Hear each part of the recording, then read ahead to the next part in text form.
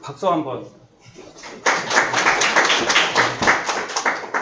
네, 안녕하세요. ITP 소원반 멘토 정보관리기술사 소민호라고 합니다. 일단은 제가 이제 1교시를 출제를 했는데, 일단은 좀, 개인적으로 좀 걱정을 좀 많이 했어요. 좀 문제들이 좀 어렵지 않나, 라고 해서. 근데, 그래도 제가 이제 출제한 기준은 일단, 이번에 이제 최근에 면접을 봤었던 120회, 이런 기술사들에 대한 그 질문하고, 최근에 이제 법 개정이 많이 됐잖아요. 그리고 이슈, 이런 부분에 대해서 좀 더 혹시 나오지 않을까 하고 해가지고 그 부분에 대해서 이제 출제를 좀 했고, 그 다음에 나머지는 이제 기본적으로 예전부터 이제 계속 출제 예상이라고 했었던 그런 토픽들, 이런 토픽들에 대해서 선별을 했습니다. 일단 먼저 문제들을 간단히 좀 보면은, 전이학습 첫 번째 냈고요. 그 다음에 이거는 120회 이번에 면접 기출 문제였어요. 그리고 클라우드 이제 네이티브 어플리케이션 같은데, 거기에 이거는 계속 이제 나온다라고 했었던 거고, 그 다음에 이제 원래는 산업진흥법이었는데 이번에 이제 소프트웨어 진흥법으로 개정이 됐죠. 거기에 대해서 주요 개정 내용이 어떤 건지 이런 것들 하고, 근데 얘 주요 개정 내용보다 여기에 들어가는 세부 토픽들이 있어요. 우리가 이제 알고 있는 뭐 원격지 개발 아니면은 뭐 PPP 뭐 이런 부분을 조금 더 집중적으로 좀 보셔야 되고, 이번에 데이터 3법에 대해서 개정에 대해서 문제들이 나왔었는데, 거기에 대해 정의되어 있는 이제 가명 정보하고 익명 정보가 뭔지 이런 것들. 그 다음에 이제 쿠버네티스 원래 도커 수험이 나왔으니까 관련된 거라고 해서 이제 쿠버네티스를 한번 선정을 해봤고요.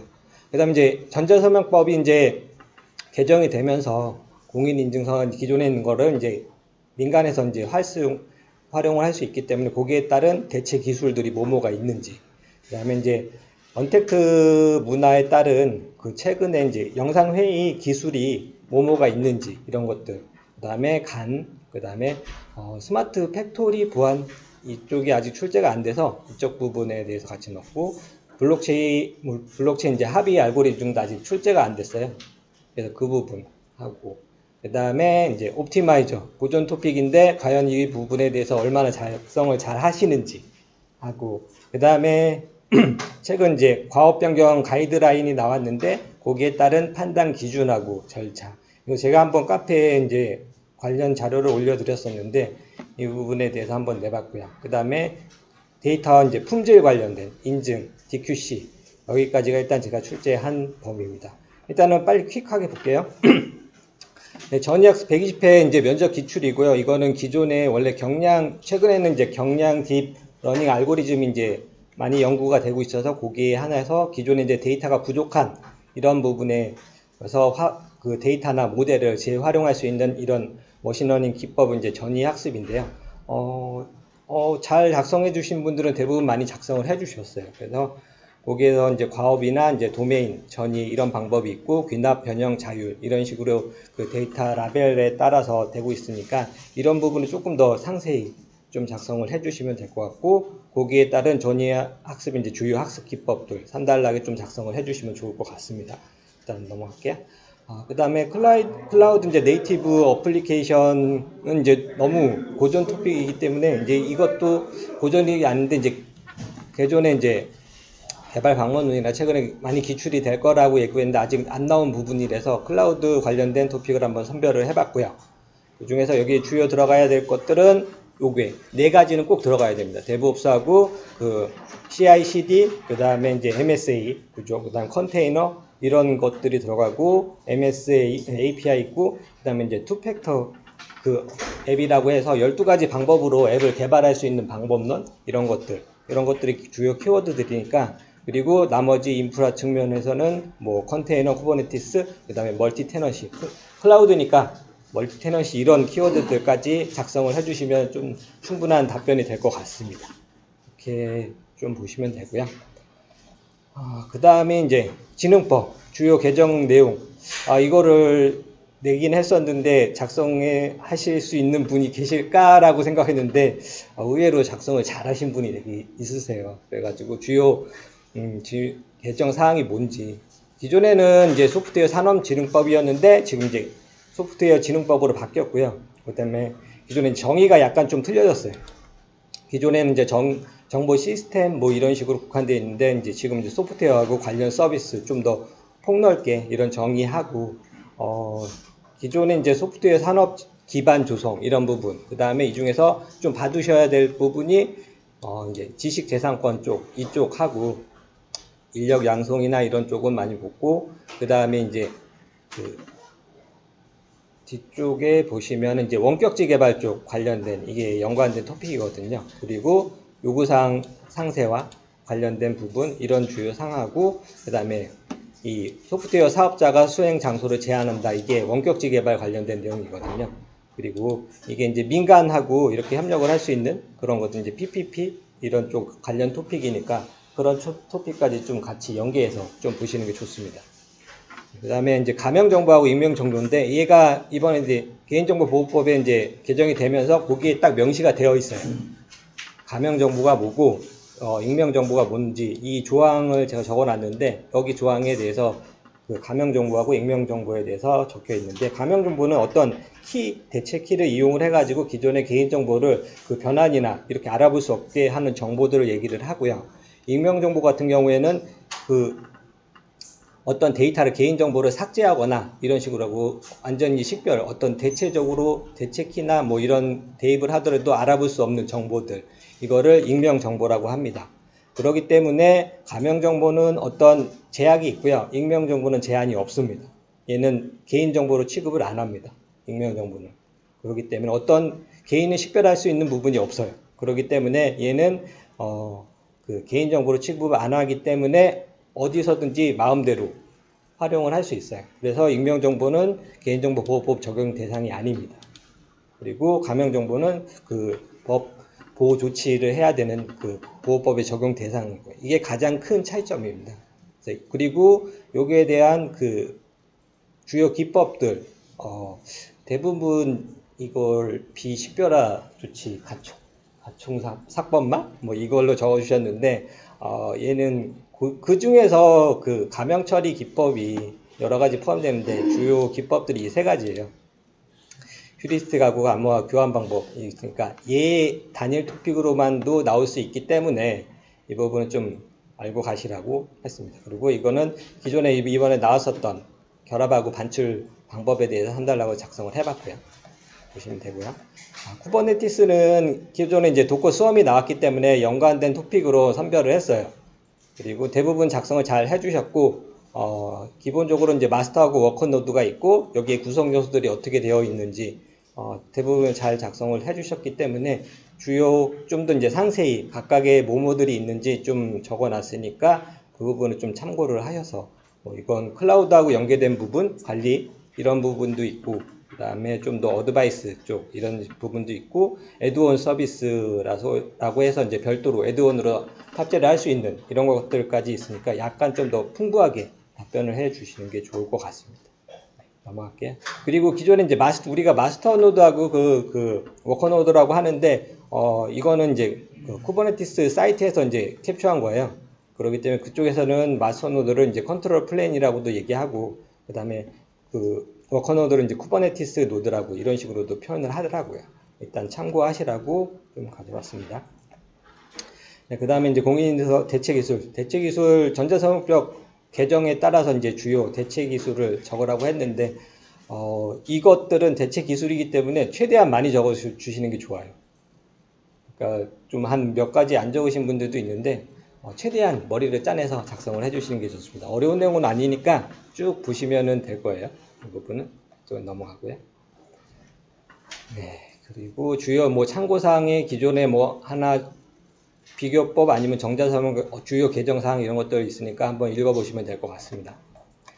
그 다음에 이제 영상회의, 언택트 문화 때문에 선별을 했고요. 기본적으로 많은 분들이 작성을 해주셨는데, 서비스 기술이 조금 많이 안 들어가신 분들이 있기 때문에, 거기에 영상회의 관련된 논문하고, 그 다음에 관련된 기술들, 코덱, 음성기술, 통신기술, 이렇게 구분을 해가지고 했으니까, 현재는 이제 웹 RTC나 MCU를 이제 이용을 해가지고 하고, 좀 더 이제, 홀로그램이나 초다시점 이런 서비스 기술들하고 그 다음에 이제 영상에는 뭐뭐가 있고 음성에는 뭐뭐가 있고 통신에는 뭐뭐가 있는지 이런 것들 한번 보시면 될 것 같고, 마지막에 이제 보안 쪽이 이슈가 됐으니까 거기에 관련된 간단하게 언급을 해주시는 게 좋을 것 같습니다. 뭐고요? 이거는 이제 기본이죠. 이제는 그래서 나온다고 했는데 아직 안 나왔던 그 토픽이 간이에요. 그렇기 때문에 기본적으로 그 제너레이터 생성자하고 판별자를 작성을 잘 해주셨는데, 제 개인적으로는 이게 차별화 요소거든요. 이 밑에 이 공식을 작성해 주신 분이 계세요.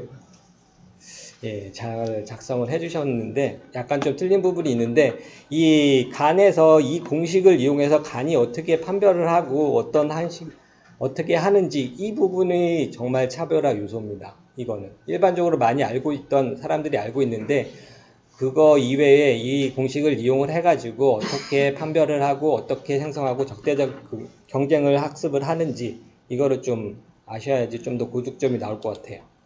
그 부분은 좀 참고를 해주시기 바랍니다. 제가 공부할 때는 이 공식 맨날 하루에 한 번씩 써봤거든요. 그렇기 때문에 한번 보시고, 그 다음에 이제 연계돼서 뭐 TC간을 써주셔도 되고, 아니면 간을 간의 유형도 써주셔도 되고, 아니면 거기에 관련된 모드 진동하고 모드 붕괴 이런 것들 써주셔도 될 것 같아요. 그 다음이 스마트 팩토리 보안하고 대응 방안. 보안 위협하고 대응 방안이 이게 원래 2교시형인데 1교시형으로 한번 내봤고요. 1교시 거기에 대해서 예전 가이드라인이 하나 있어요. 그거를 이제 예전에 이제 정리해서 나왔었던 문제를 좀 참조를 했고요. 보안 위협은 충분히 위협하고 대응 방안을 두 가지를 딱 물어봤기 때문에 충분히 분량을 확보를 하셔야 됩니다. 위협을 좀 적게 적고 대응 방안을 좀 많이 적고 이러면 안 됩니다. 이거는 위협도 충분히 설명을 상세히 해주고 대응 방안도 충분히 설명을 쭉 해주셔야 돼요. 그리고 약간 지금 이거 가이드라인은 약간 이제 스마트 팩토리 같지가 않은데 약간 스마트 팩토리 느낌의 그런 것들이 조금 같이 가미가 됐으면 좋을 것 같아요. 이렇게 이거는 쭉 읽어보시면 될 것 같고요. 그 다음이 이제 합의 알고리즘이 아직 안 나왔어요. 그렇기 때문에 합의 알고리즘이 일단은 퍼블릭, 프라이빗으로 나오고 경쟁, 비경쟁 이런 식으로도 분류가 되니까 주요 이거 이외에도 되게 많아요. 되게 다른 합의 알고리즘을 적어주신 분들도 계시는데 이런 것들도 최대한 합의 알고리즘을 물어봤기 때문에 합의 알고리즘에 대한 설명도 중요하지만은 거기에 알고리즘이 뭐가 있는지 실제적인 알고리즘이 뭔지 이런 것들에 좀 더 집중을 하셔서 답변을 해주시는 게 좀 더 좋을 것 같습니다. 옵티마이저 같은 경우는 기본이죠. 데이터베이스에 튜닝이나 이런 식으로 활용을 하는데 기본적으로 많은 부분들이 절차나 설명을 이렇게 쭉 작성을 해주셨는데 여기까지 좀 그냥 작성을 해주신 분이 거의 대부분이었습니다. 그리고 몇몇 분들이 이 RBO하고 CBO에 대해서 좀 더 상세히 작성을 해주셨는데 얘는 진짜 그 절차는 좀 이제 간단히 설명을 해주고 이 RBO하고 CBO에 대해서 상세히 설명을 해줘야 됩니다. 그래서 RBO 룰이 뭐뭐가 있고 이걸 다 외울 수 없기 때문에 몇몇 개 정도만 가져가고 그 다음에 CBO 쪽에서 통계 정보하고 비용 산정 어떻게 하는지 이런 것들이 주요 차별화 요소니까 이런 부분은 좀 최대한적으로 많이 작성을 해주실 수 있으면 좋을 것 같습니다. 그다음에 과업 변경 가이드라인 이번에 이제 최근에 얼마 이제 변경된 지 2004월 달에 이제 변경이 된 가이드라인이 나왔으니까 이거는 법이에요. 가이드라인이기 때문에 가이드라인의 기준으로 문제를 낸 거기 때문에 가이드라인에 따른 답변이 나와야 됩니다. 법이나 이런 부분. 그렇기 때문에 판단 기준이 거기 명시되어 있어요.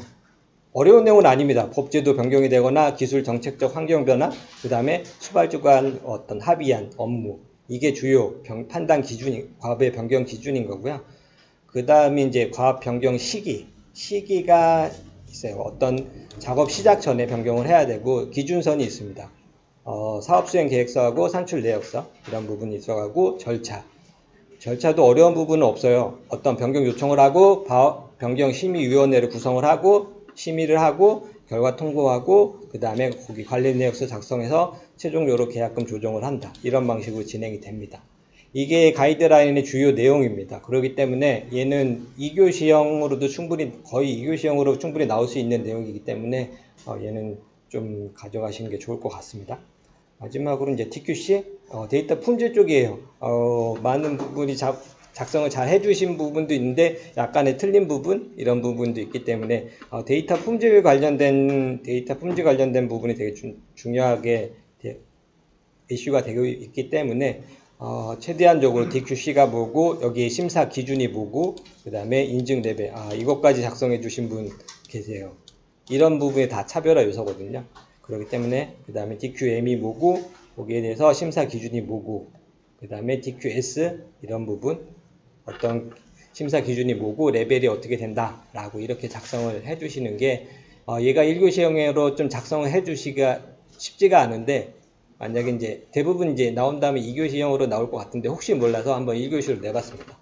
이렇게 일단은 여기까지가 제가 준비했었던 거고요. 네, 이도록 마치도록 하겠습니다. 예, 감사합니다.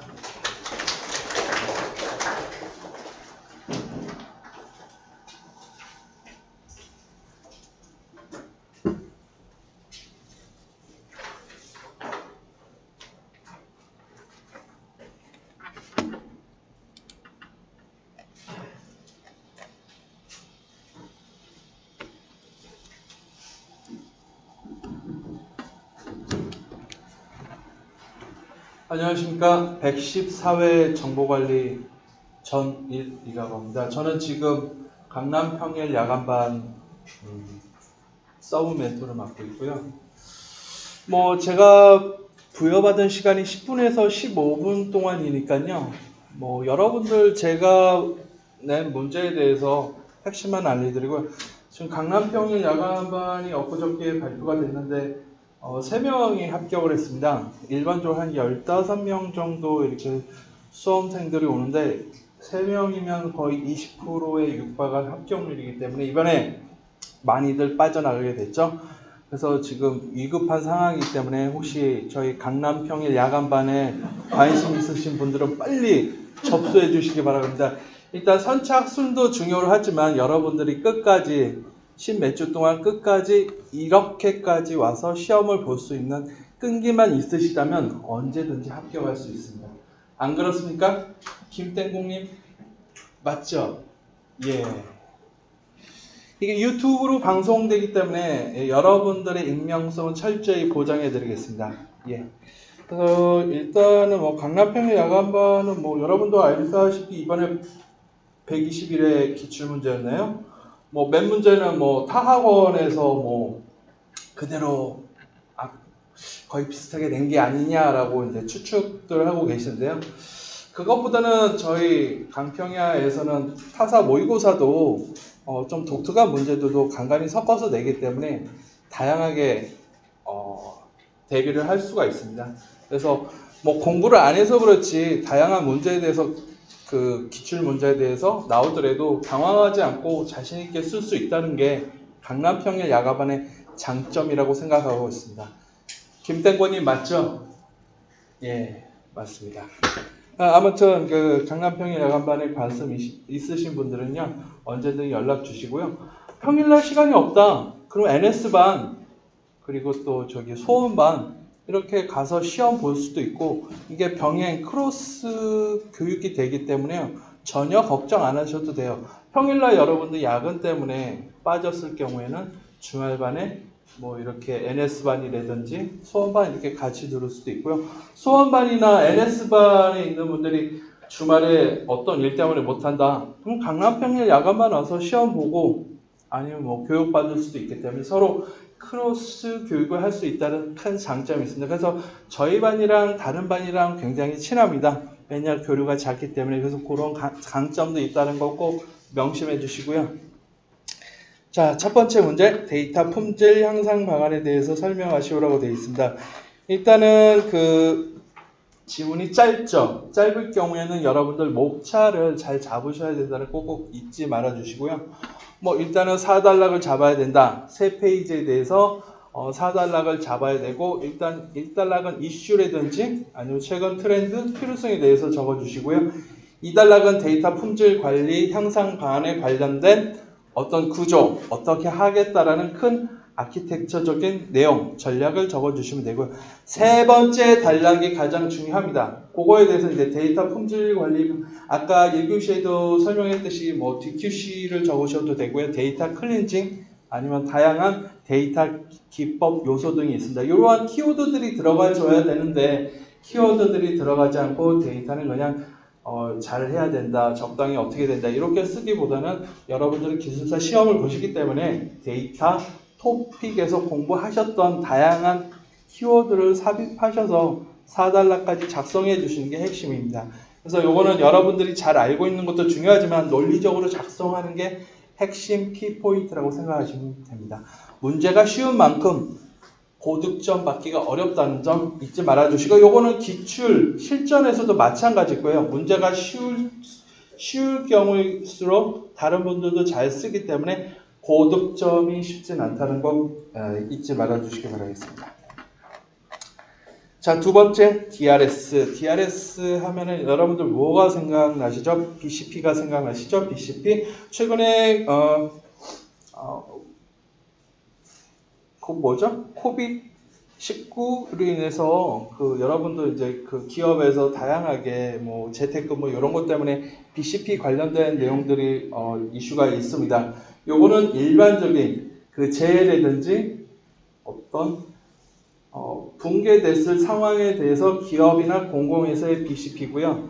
그러면 팬데믹 BCP 같은 경우에는 여러분들 인력의 누수, 어떤 인력의 문제 때문에 인해서 기업에서 새로운 형태로 BCP를 수행한다는 것에 대해서 꼭 잊지 말아 주시고요. 문제에서 기본적인 일반적인 BCP를 물어보는지 아니면 팬데믹 BCP를 물어봐야 되는지에 따라서 일반적인 BCP를 물어봤는데 팬데믹 BCP에 대해서 대답하면 안 되고요. 팬데믹 BCP에 물어봤는데 일반적인 BCP에 대해서 답을 하면 안 된다는 거죠. 여기서는 일반적인 BCP에 대해서 얘기한 거기 때문에 일반적인 DRS에 대해서 작성을 해주시면 될 것 같습니다.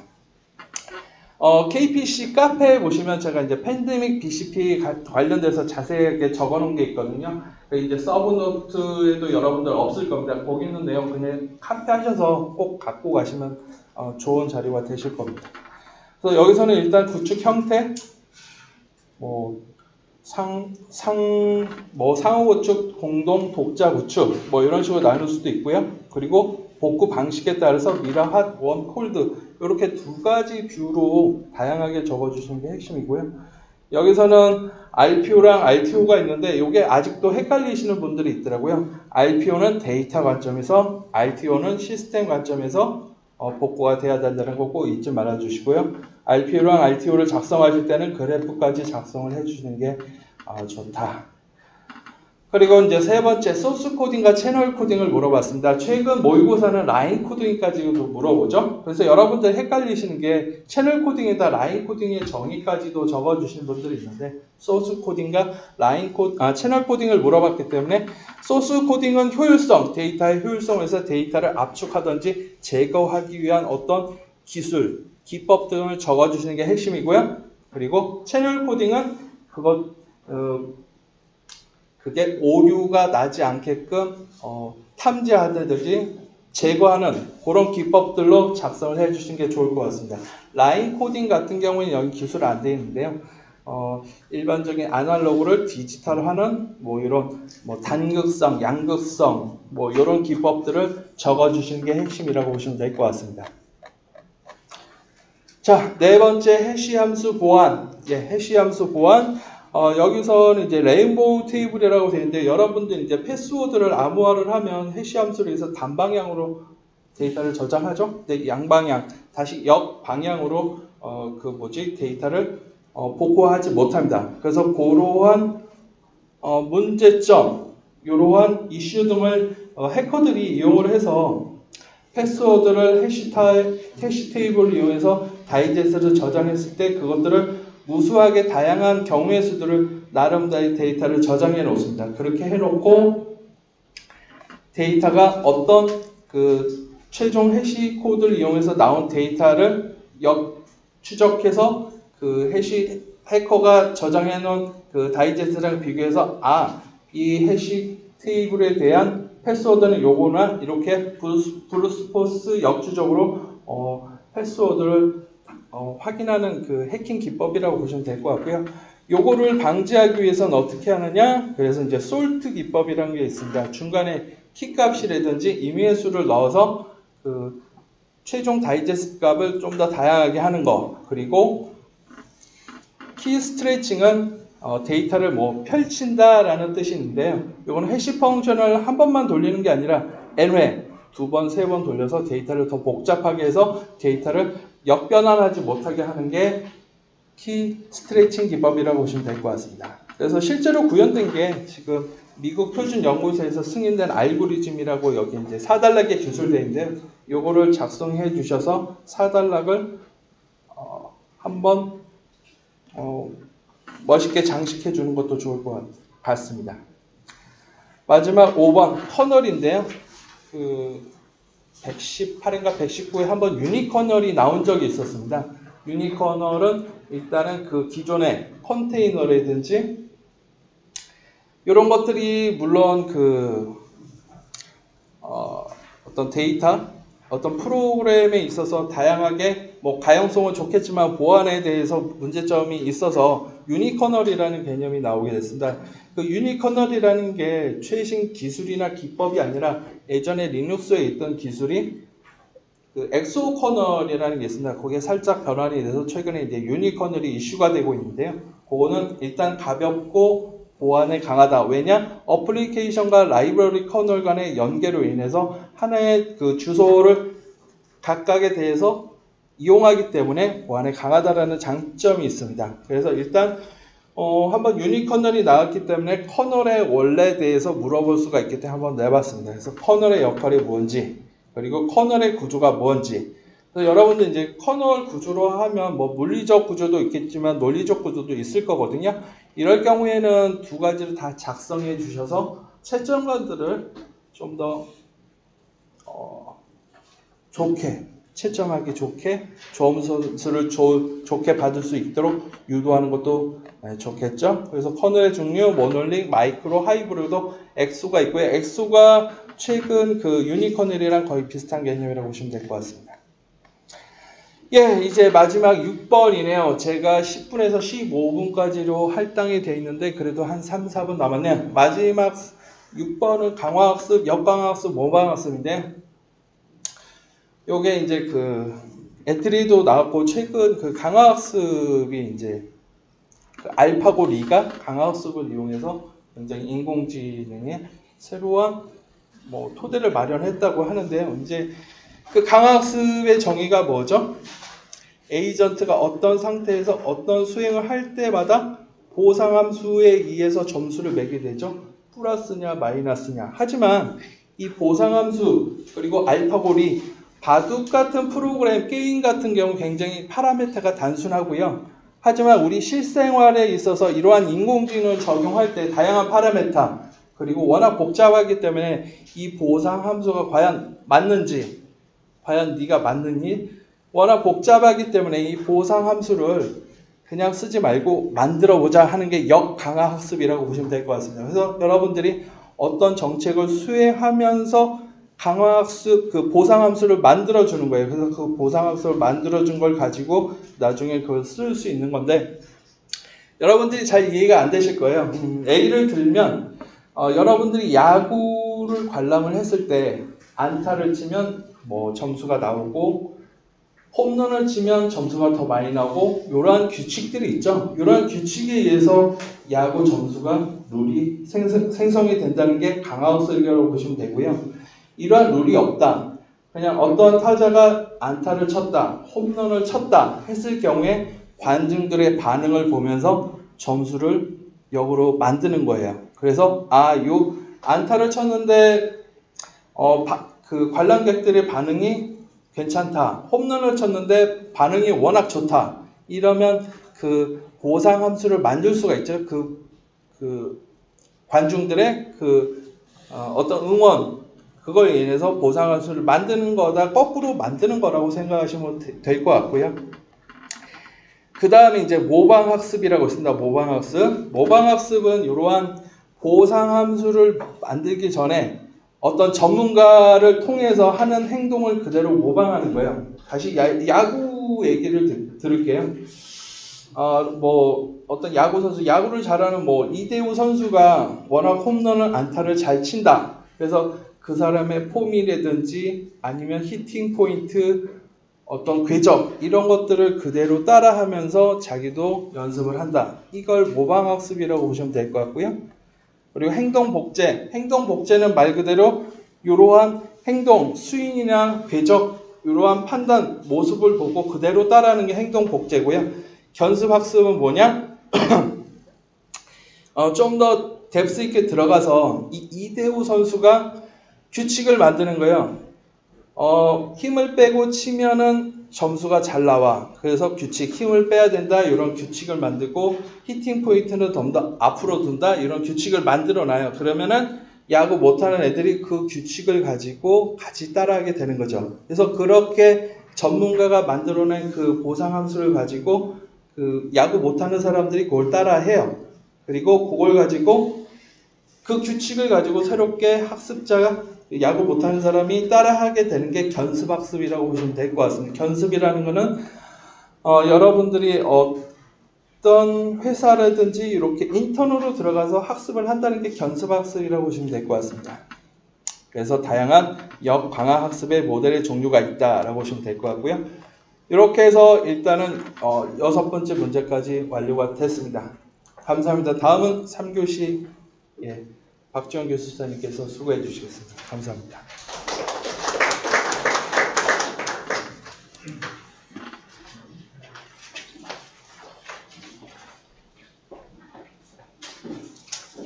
네, 안녕하세요. 박주영입니다. 제가 3교시 출제를 했고요. 모의고사 보고서 이게 뒤에 풀이하기 진짜 처음인 것 같아요. 저도 이렇게 좋은 시간 보냈어요. 보통 이제 모의고사 300번 보고 나시면 그 복기를 잘 안 하시게 되는데 집에 가서 따로 보실 생각하지 마시고 그냥 여기 길지 않은 시간이지만 이거 보면서 같이 복기하시면 될 것 같아요. 저도 이제 모의고사를 많이 봤었는데 보고선 그날 바로 한번 싹 복기 빨리 하면 한 2시간 정도 걸리거든요. 따로 또 집에 가서 하실 생각하지 마시고 보통 시험 보고 나서 집에 가서 맛있는 거 먹어야겠다 이 생각하시는데 지금 같이 이렇게 보면서 빨리 가져가야 될 것들은 빨리 체크해서 가져가시고 전부 다 아시려고 하지 마시고요. 중요한 것들만 좀 포커스해서 보시면 됩니다. 네, 제가 그 3교시 1번부터 6번까지 문제를 냈고요. 채점은 끝났습니다. 채점은 끝났고 1번 문제는 1교시형하고 조금 중복되기도 하는데 개인정보, 가면정보, 인명정보, 형태 보존 암호화, 순서 보존 암호화에 대해서 문제를 냈고 정보보안, 개인정보보호법이 가장 중요하죠. 거기서 가장 중요한 게 개인정보라는 정의예요. 이것도 뭐 출제되긴 했었는데 이 정의를 잘 못 쓰신 분들이 많았던 것 같습니다. 다시 한번 보시고요. 정의가 어렵진 않죠. 근데 막상 쓰려고 하면 다른 소리를 써요. 다른 소리를 씁니다. 감명정보, 인명정보 아까 나왔는데 다시 한번 보시고요. 정의만 정확히 알면 이런 것들을 쓸 수가 있는데 저희가 뭐 비식별화 막 이렇게만 공부를 하다 보니까 정작 이거에 대한 정의를 쓸 때 못 쓰신 것 같아요. 그래서 오늘 30분 정도 참여하셨는데 한 5분 정도만 정확히 써주신 것 같습니다. 그래서 그렇게 해서 점수를 드렸고요. 그 다음에 아직 출제되지 않았던 형태 보존 암호화 그리고 순서 보존 암호화입니다. 단어로 충분히 유추가 될 수가 있는데 요거는 이제 어떻게 도식화해서 표현하느냐가 좀 핵심이었을 것 같고요. 특정한 형태의 평문값을 동일한 형태의 암호값으로 변환하는 기법이 형태 보존 암호화입니다. 그래서 이런 특징이랑 기술 요소들이 있고요. 요거를 알고 쓰시든 모르고 쓰시든 되게 비슷하게 유사하게 쓰셨는데 동일한 기존 형태와의 동일한 포맷으로 암호화문이 나온다. 요게 핵심입니다. 요거를 정확히 알아주시고요. 그리고 순서 보존 암호화도 암호화를 하고 나서 순서가 그대로 동일하게 보존되는 암호화 기법입니다. 이 문제도 한 3, 4년부터 계속 KBC 쪽에 이제 모의고사 계속 나오긴 했었는데 아직 실제 시험에서 나온 적이 없어서 문제를 출제해봤고요. 보안이 신기술들이 굉장히 많이 나오고 있어요. 나오고 있는데 이 문제들은 아직 출제가 안 돼서 문제를 내봤으니까요. 요거는 이제 명확한 개념들만 아시면 충분히 이렇게 표현하실 수 있을 거예요. 명확하게 표현해 주시고요. 이 논문 찾아보면 굉장히 어려워요. 되게 딥하게 어렵긴 한데 저희는 뭐 그 정도까지 다 쓸 수는 없으니까 이 정도 선만해서 정확히 알고 계시면 만점을 맞을 수 있을 것 같아요. 쓰신 거 봐서는 이렇게 쓰시면 되겠고요. 그리고 2번 문제는 우선순위 역전 현상입니다.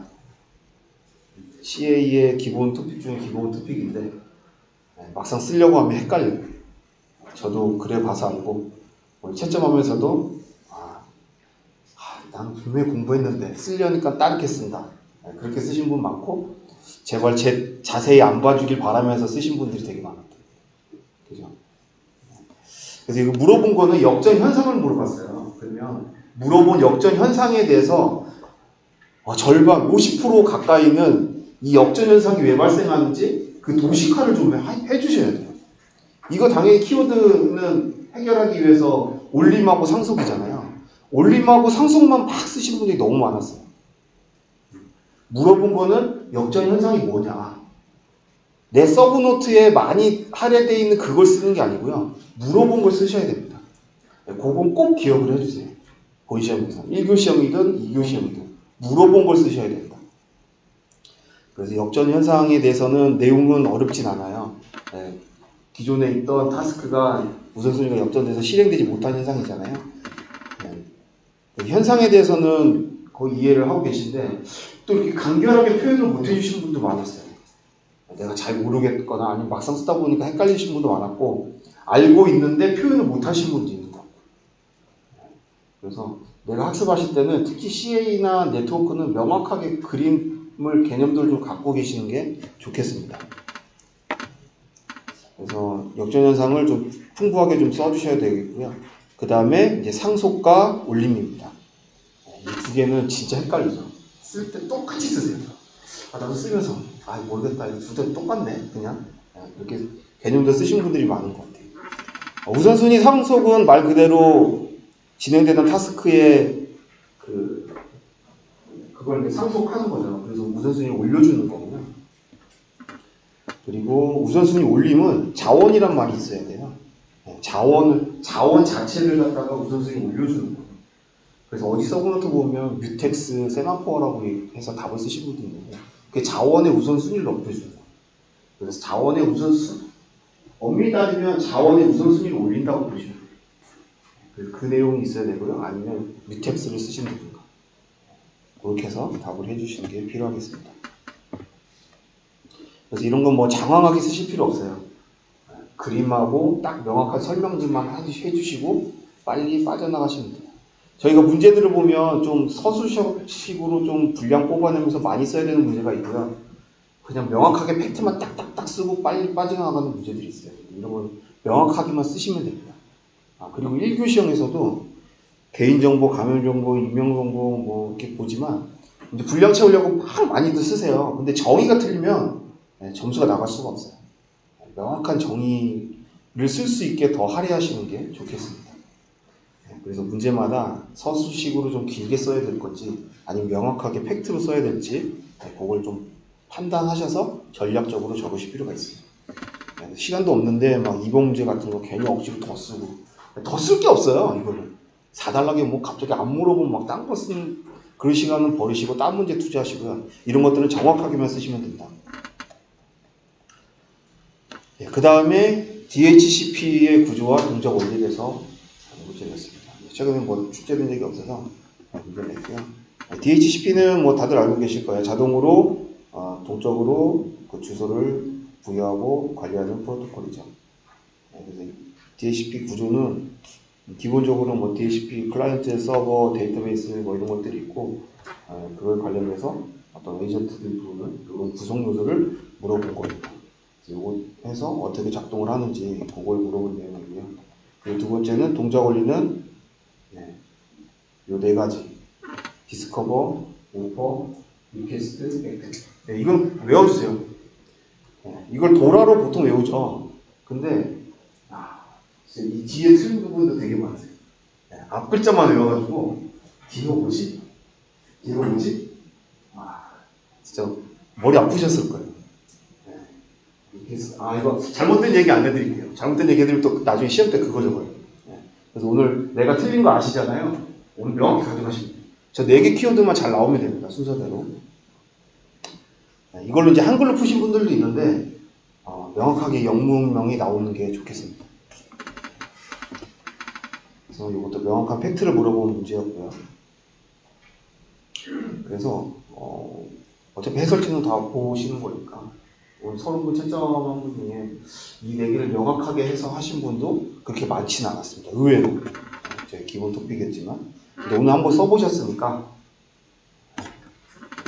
정리해서 가져가시면 되겠습니다. 그 다음에 4번은 이제 원격 의료 뭐 이런 것들 코로나 때문에 굉장히 이슈가 많아요. 의료 쪽에 키워드들을 좀 도출되게 문제를 내봤고요.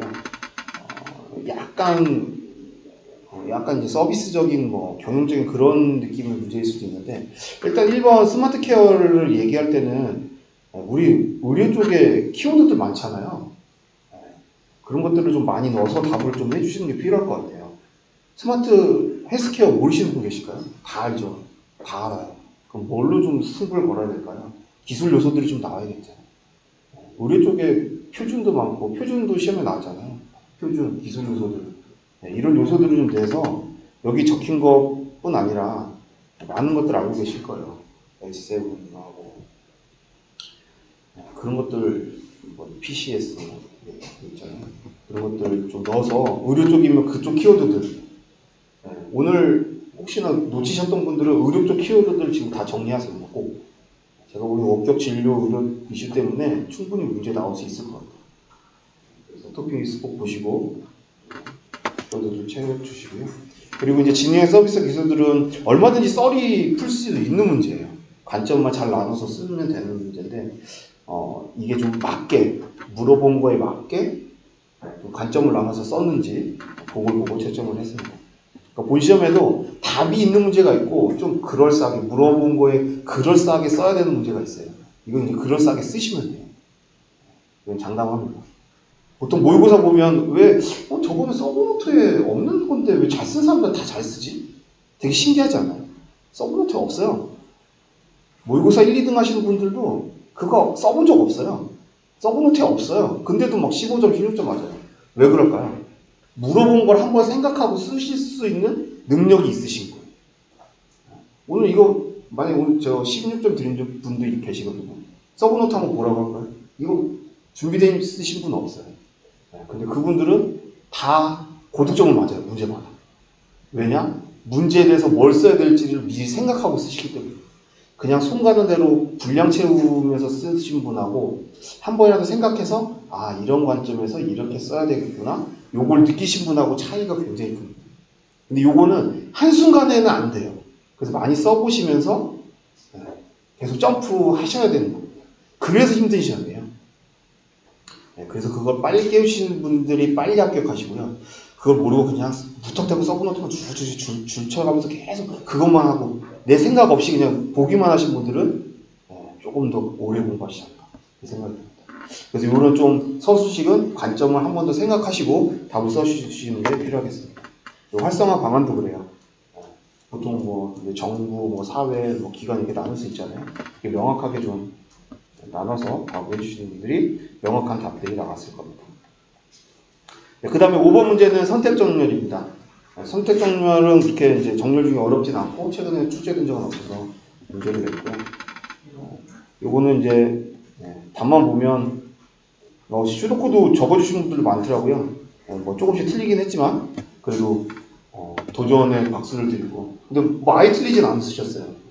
슈도코도 웬만해서 잘 안 들어가시는데 저희 30분인데 그래도 한 4, 5분의 슈도코드를 적어주신 거예요. 쓰신 분들은 잘 적어주셨고요. 그리고 선택 정렬은 보면 어렵지 않아요. 그냥 다음 거에서 낮은 거랑 교체만 하면 돼요.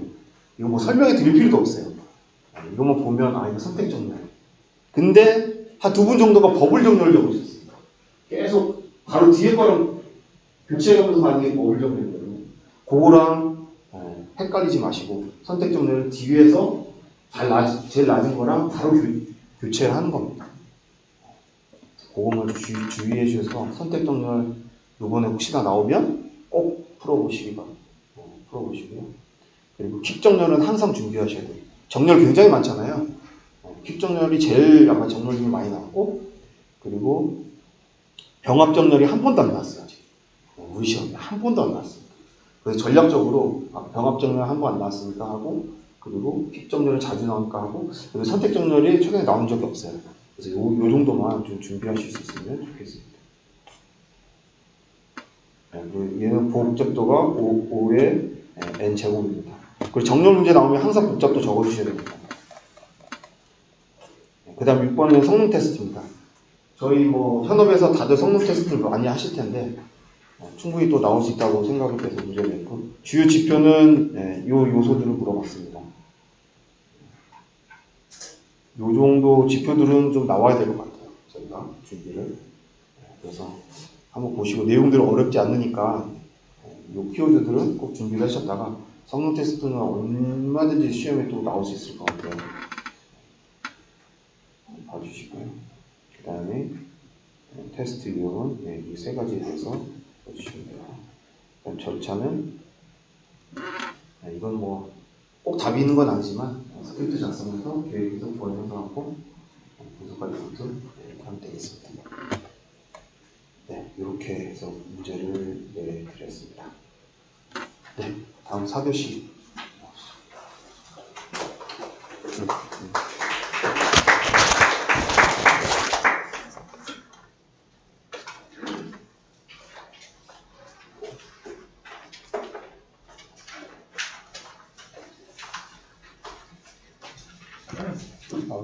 안녕하세요. 저는 소원반 멘토 맡고 있는 원선재라고 합니다. 아마 오늘 처음 보신 분들도 있고 익숙하신 분들도 많이 있는데요. 제가 오늘 컴시응 관련해가지고 문제를 출제했는데 역시 요새는 컴시응이 인기가 없어요. 그래서 채점하는데 굉장히 편했습니다. 그래도 약간 제가 문제를 낼 때 중점적으로 냈던 것은 일단 기존에 아무래도 컴시응이다 보니까 기존의 중요한 기본 토픽, 올드 토픽도 많이 나오거든요, 항상. 그래서 기본 토픽하고 요새 시사적으로 좀 문제될 만한 거, 관리 쪽도 많이 좀 관리 응용을 많이 좀 안 풀 거라는 걸 미리 알고 있어서 그래서 좀 관리분들이나 응용분들이나 둘 다 공통적으로 나올 수 있을 만한 시사적인 좀 문제를 좀 2문제 정도 냈었습니다. 일단 제가 문제를 낸 것을 풀이를 한번 시작해 보도록 하겠습니다. 제가 지금 1, 2, 3, 4교시 다 마지막 문제라서 좀 찾는데 좀 걸릴 수 있습니다. 일단 FTS 폴토런스 시스템 다 아시죠? 이것을 1교시 내에 얼마나 간결하게 잘 쓰실 수 있을까 해서 문제를 내봤고요. 일단 이런 거 나오면은 이 주요 기법만 이렇게 왕창 쓰시는 분들도 좋은데 좀 다양하게 적어주시는 게 좋거든요. 그래서 일단 이런 단계 같은 것도 너무 뻔하긴 하지만 그냥 이렇게 쉽게 빨리 쓸 수 있는 걸로 그냥 단계를 간단하게 써주시고, 그 다음에 주요 기법도 이런 설명 같은 거에 대해서 주구장창 쓰지 마시고 그냥 이 주요 기법 어차피 채점의 요인은 여기 있기 때문에 이런 것들만 이제 다양하게 많이 쓸 수는 없겠지만 이 중에 이제 한 3개 정도씩만 잡고 빠르게 쓰고 10분 안에 빠르게 쓰고 쉴 수 있을까 해서 그냥 테스트성으로 한번 내봤고요. 그리고 전통적으로 중요한 거고 요새 워낙 비즈니스 연속성이 워낙 중요하기 때문에 그거에 이제 연장선상에서 이제 그 HA나 FTS는 중요하잖아요. 그래서 심화로 한번 내봤습니다. 그리고 다음 토픽은 TCP. TCP는 기존에 출제가 바로 됐었는데 여기서 이제 컴시응을 출제하다 보니까 교차 출제로 혹시 딥하게 한 번 더 나올 수 있지 않을까 해서 TCP를 냈고요. 그리고 TCP에 대한 답을 할 때 거의 답을 하실 때 좀 이런 TCP에 대한 이런 플래그나 이런 동작 방식에 대해서 조금 딥하게 적어주면 아무래도 채점할 때마다 이 사람은 TCP나 이런 거에 대한 좀 이해도가 되게 높은 사람이구나 라고 해서 0점 몇 점이라도 좀 더 받을 수 있도록 이것도 이제 좀 더 심화해서 이 문제가 직접 나올지 안 나올지 모르겠지만 좀 더 심화해서 좀 쓸 수 있도록 하기 위해서 좀 내봤고요. 그래서 TCP의 주요 기능도 대부분 아실 텐데 이제 연결 제어나 이제 보시면 순서 제어 이런 거, 뭐 흐름 제어, 혼잡 제어 이런 건 다 아실 테고, 이런 두 가지 더 이런 것까지도 더 차별화 있게 좀 더 그러니까 제가 약간 이 문제를 내우면 조금 더 차별화 있게 조금 더 쓸 수 있도록 하기 위해서 이 문제를 좀 출제를 했었고요. 그래서 이런 6가지 플래그도 직접적으로 문제가 안 나오더라도 좀 다른 데서 이런 플래그를 사용해서 이렇게 해서 뭐 통제를 한다라고 강글로라도 좀 적어주시면서 3단락에다라도 좀 이런 걸 좀 써주시면 조금이라도 좀 히트할 수 있거든요. 그런 거에 대한 좀 차별화 요소를 가져가기 위해서 좀 문제를 냈습니다.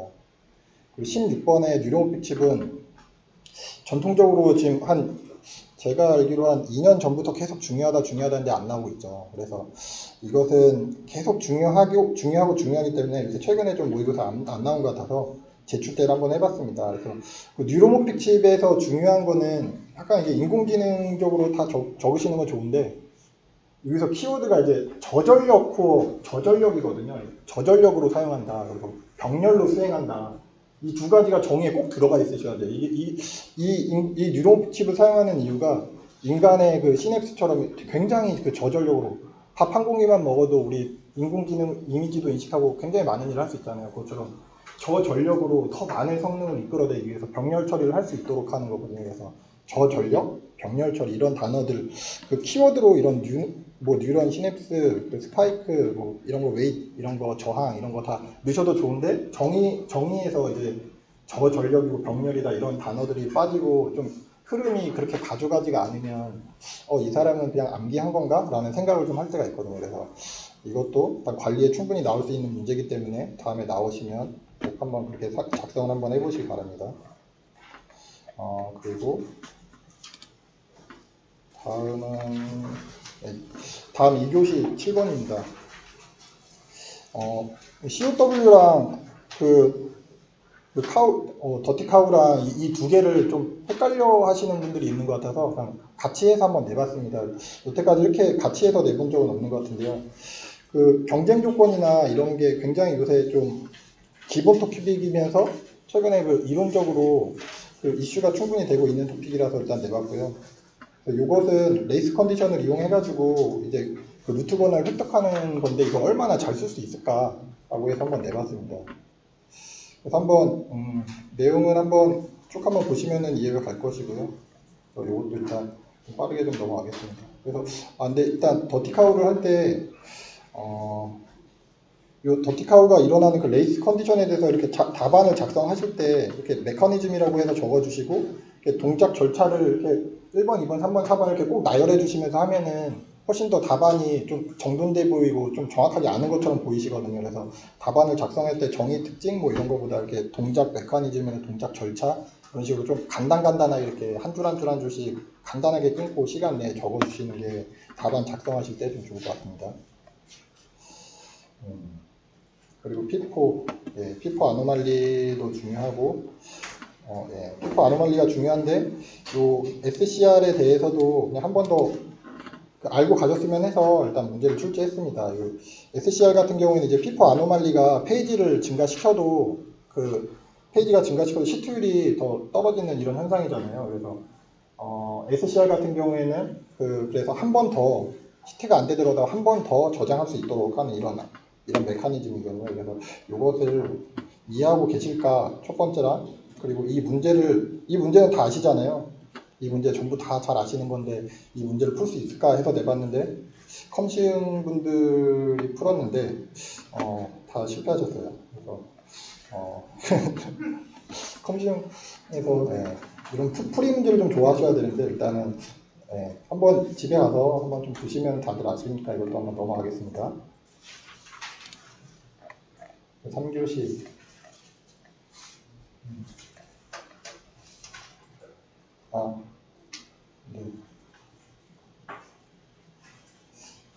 여기서는 이제 제가 좀 힘을 줘서 그래서 아까 시사적인 문제를 좀 냈다고 했는데요. 그 냈던 문제 중에 하나가 이 데이터 거래소인데요. 이번에 2020년 5월에 금융데이터 거래소가 출범을 했어요. 그래서 그 출범을 했기 때문에 이게 지금 충분히 이슈가 되고 있고 실제로 우리가 토픽으로만 배우고 있는 게 아니기 때문에 요거 관련해 가지고 혹시 출제될까 해서 좀 출제를 해봤습니다.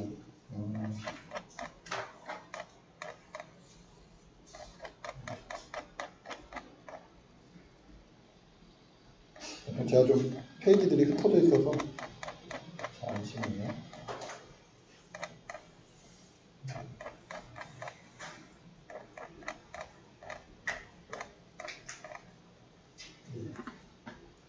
메모리 단편화. 네.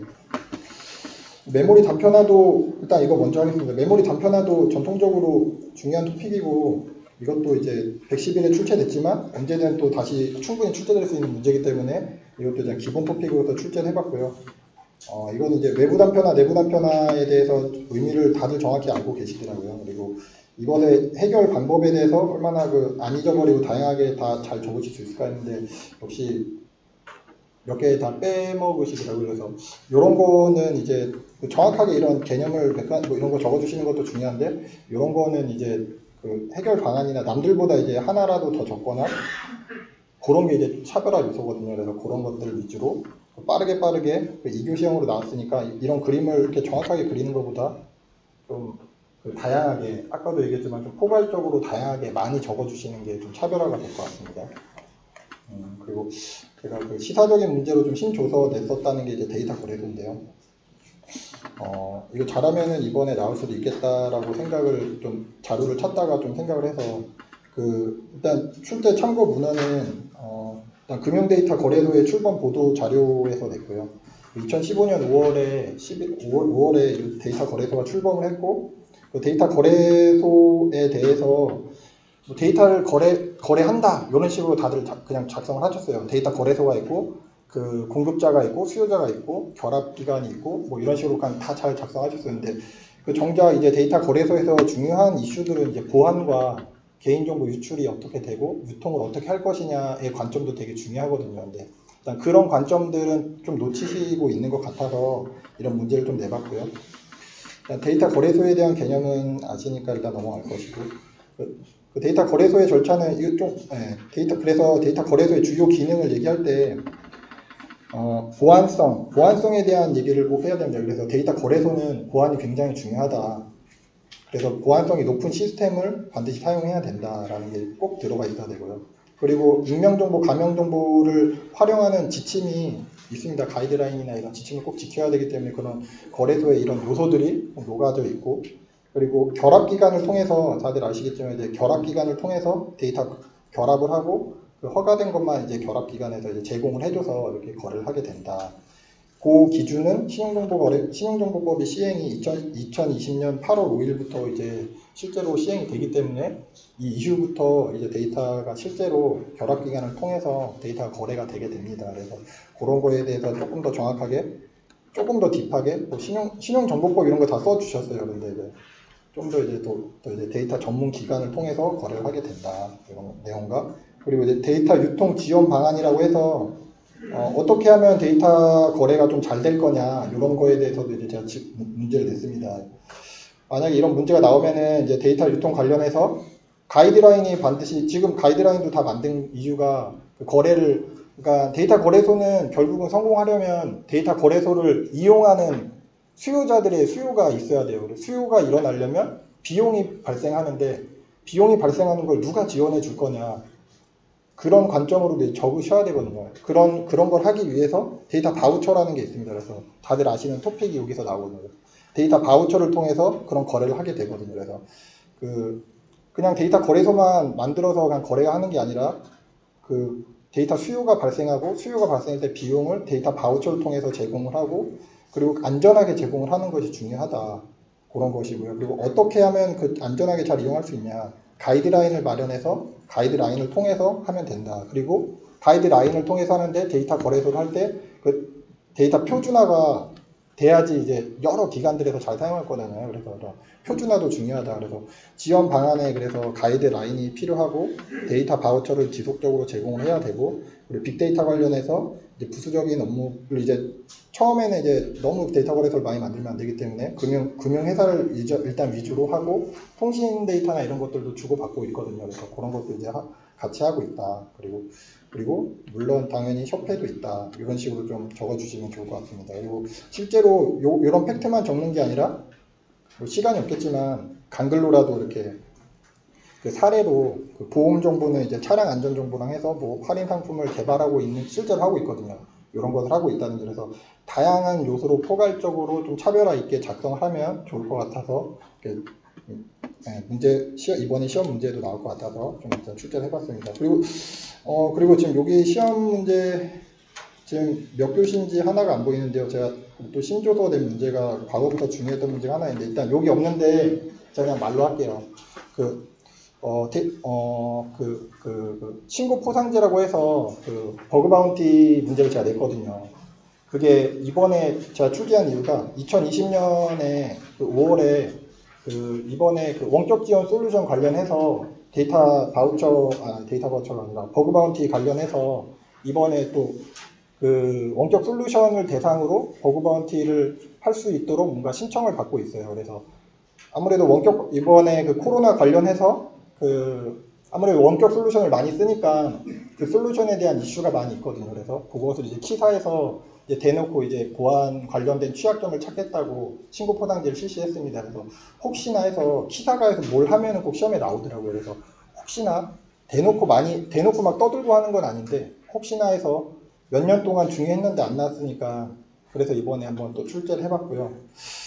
그리고 이번에는 이 시험 문제랑은 직접적으로 관련은 없는데 CC 인증 관련해서도 최근에 CC 인증을 화해에서 받았죠. 그래서 그런 것도 관련해서 이번에 코로나 관련된 이슈로 인해서 파생된 많은 이슈들과 그런 보완적인 요소들이 이번에 좀 출제될 여지도 있을 것 같아서 좀 출제하고 싶었으나 제한된 문제가 있어서 일단 출제 못했으니까요. 그런 거 한번 좀 챙겨서 보시면 이번 시험에 좀 도움이 많이 될 것 같습니다. 제가 준비한 건 여기까지고요. 다음엔 이제 감정배 멘토님, 길사님이 다음 시작하도록 하겠습니다. 이상입니다.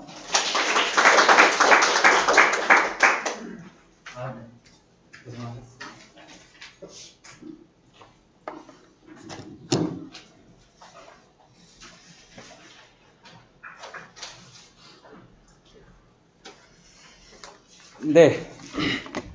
한번 잠깐 좀 같이 좀 문제 좀 볼게요. 네.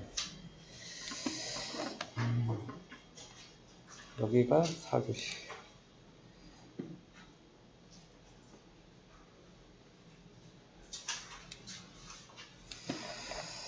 네.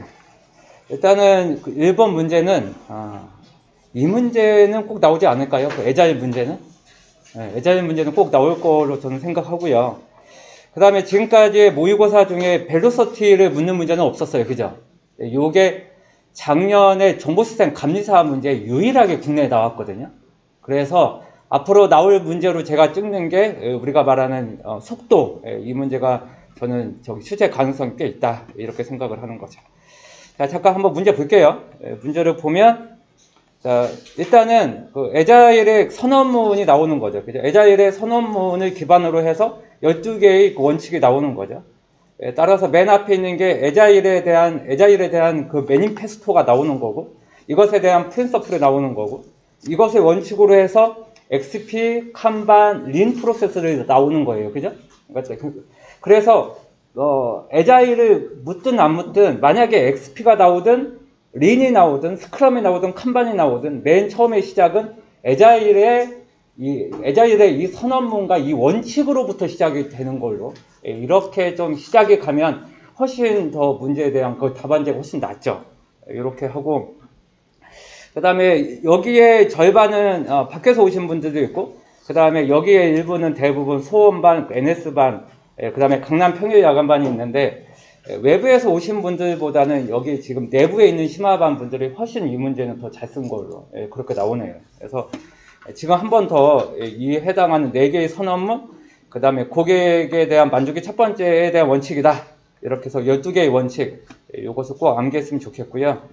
애자일의 2개의 키워드가 일단 셀프, 여기 11번에 있는 셀프 오거나이징, 내가 이 프로젝트를 하고 싶어. 이렇게 자기 동기화가 된, 이게 일단은 제일 중요한 용어 중에 하나고, 그 다음에 두 번째로 제일 중요한 게 크로스 펑셔널이죠. 내가 기꺼이 그쪽 일을 하겠어 라고 하는 기능 횡단팀. 이 2개의 용어는 진짜 애자일의 본격적인 그 키워드거든요. 그래서 그 2개의 키워드가 반드시 나올 수 있게끔 그렇게 했으면 좋겠습니다. 이미 MSA는 시험 문제 2번 이상 나왔죠. 그래서 아마 대부분 잘 알 것 같고 혹시나 그 유럽이나 독일에서 많이 쓰는 게 애자일 팀을 뭐라 부르냐면 워킹그룹이라는 표현을 많이 쓰거든요. 그래서 혹시나 시험 문제에 애자일 팀 혹은 데브옵스 이런 용어 대신에 워킹그룹 이렇게 나오면 거기에 대해서 굉장히 잘 쓰시면 역시 똑같습니다. 그래서 오픈 API 및 거기에 대한 RESTful 기술로서 아이디를 넘기면 옥션 G마켓이 그동안 샀던 상품에 대한 주문 목록을 넘긴다든지 이렇게 되어 있고, 이쪽이 프론트 부분에 어떤 페이지, 이쪽이 여행, 이쪽이 배달, 이렇게 해서 서비스 중심으로 해서 만든 조직, 이게 마이크로 서비스 아키텍처고, 이미 아까 얘기했던 기능횡단팀, 거기에 대한 아키텍처, 그 다음에 API, 그 다음 오케스트레이션, 그 다음 백엔드 쪽에 이런 쪽을 그죠? 커플드가 아니라 API로 그렇게 연계할 수 있는 그런 조직을 얘기를 한다. 이렇게 봐주시면 될 것 같습니다. 그 다음에 애자일 프로세스를 보면 첫 번째가 프로덕트 백로그 미팅을 하죠. 그 다음 스프린트 플래닝 미팅을 하죠. 그 다음에 아침마다 갈고는 데일리 스크럼 미팅을 하죠. 그 다음에 이제 막판에 하는 게 회고 미팅 하기 전에 프로덕트에 대한 스프린트 리뷰 미팅을 하죠. 그게 이제 공식적인 미팅인 반면에 회고 미팅은 애자일 팀 내에서 하잖아요. 그러다 보니까 이번 스프린트 기간에 좋았던 거, 이번 스프린트 기간에 별로 안 좋았던 거, 넥스트 스프린트를 위해서 우리가 무엇을 노력을 할 거냐, 그런 식의 개선점, 이 세 가지를 말하는 미팅, 이게 바로 우리가 말하는 회고 미팅이 되는 거죠. 그래서 회고 미팅 이 자체로도 1교시 문제로 얼마든지 나올 수 있다고 보거든요.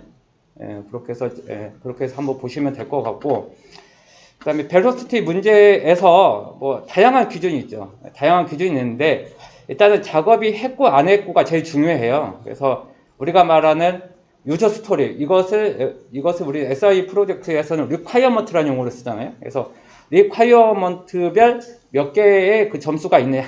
이를테면 하루에 한 7시간 내지 8시간의 일을 한다. 이걸 우리는 원 스토리 포인트라는 용어를 쓰잖아요. 그래서 딱 보면 가라고 하는 리콰이어먼트는 약 5일이 걸려 이 작업은 완료가 된 거야. 이렇게 얘기를 할 수 있는 거죠.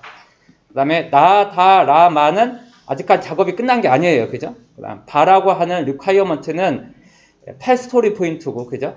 그 다음에 이 작업은 완료가 됐죠.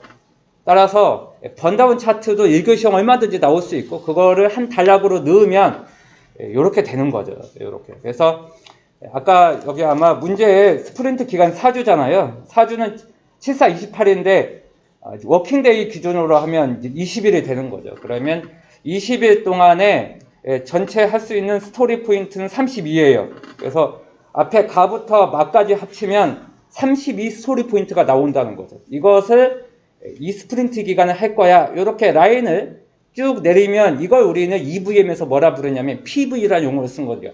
이렇게 계획을 한 이걸 우리는 PV라는 용어를 쓰고, 그 다음에 현재 시점에 2분의 1이 끝났잖아요. 2분의 1이 끝났다는 건 10일이 끝났다는 거죠. 10일에 얼마까지 끝나냐. 그러면 아까 문제에서 가와 바의 작업이 끝났기 때문에 두 개를 더하면 13이 되는 거죠. 따라서 32에서 13을 뺀 19 스토리 포인트까지 빨간색이 된 이게 EVM에서 뭐라 부르냐면 언더밸류라는 표현을 쓰는 거죠. 이 문제는 학원 모의고사에서 제가 본 적이 한 번도 없고요. 이 문제는 어쩌면 진짜 나올 수 있는 토픽이에요. 유일하게 번다운 차트에 관한 문제는 이 문제밖에 없어요. 이렇게 해서 실제 잘 그렸으면 좋겠고, 그러다 보니까 많은 사람들이 좀 거기에 대해서 좀 그렇게 쓰신 분들이 좀 있는 것 같고, 그 다음에 일부 분들은 표현력이 좀 떨어지다 보니까 눈에 바로 안 들어오는 거죠. 이런 거에 대한 문제점은 좀 가독성 측면에서 굉장히 중요한 거거든요. 그래서 그렇게 해주시면 제일 좋은 토픽이죠. 그죠? 자, 이렇게 해서 1번 문제는 요 정도로 하고 넘어갈게요. 요 정도로 넘어가고. 자, 2번에 있는 암호화 기술, 그죠? 제가 1교시형으로 냈다면 가나다라가 다 1교시 문제로 3문제를 낼 수 있는 건데 저한테 주어진 게 4교시거든요. 그래서 어쩔 수 없이 가나다를 묶어버리는 이렇게 문제를 낼 수밖에 없었죠. 일단은 첫 번째가 DP-헬만. 지금 뭐 최근에 모의고사도 거의 안 나왔고 실전에서는 DP-헬만이 나온 적이 10년 동안 제가 본 적이 한 번도 없죠. 그래서 얼마든지 DP-헬만 정도는 근본적인 토픽이고 그 다음에 굉장히 좀 오래된 토픽이긴 하지만 굉장히 또 중요한 원리이기 때문에 얼마든지 시험 문제 나올 수 있고요. 따라서 DP-헬만의 엑기스는 뭐냐? 키가 하나라는 거죠. 반드시 공유키란 용어가 반드시 나와줘야 돼요. 그런데 공유키의 문제점은 MITM이나 키에 대한 키가 딱 하나다 보니까 거기에 대한 문제가 생기는 거죠. 따라서 공개키와 개인키로 결국 확장이 될 텐데 이것에 대한 기반을 만든 게 RSA라는 거죠.